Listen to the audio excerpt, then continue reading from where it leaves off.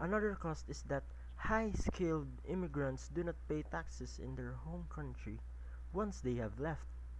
As education is partly or totally subsidized by the government, immigrants leave before they can repay their debt to the society.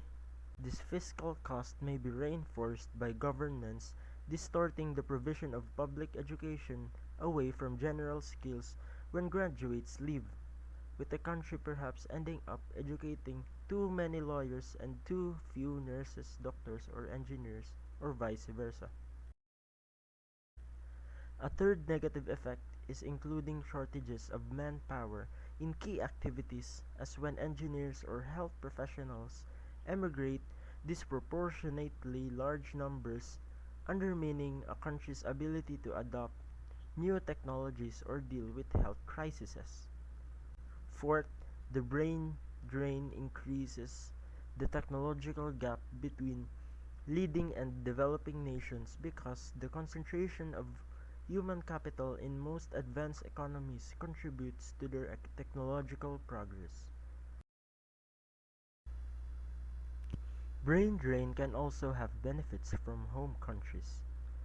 A moderate amount of brain drain can benefit a country of origin because it results in more educated workers, the possibility of emigrating pushing the population in sending countries to pursue more education.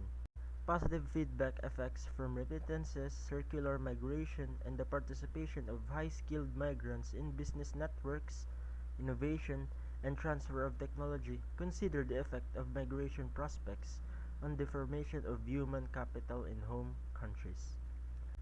Diaspora and ethnic networks can lead to brain gain by boosting investments and exchange in both countries of origin and destination of migrants leveraging their knowledge of both countries.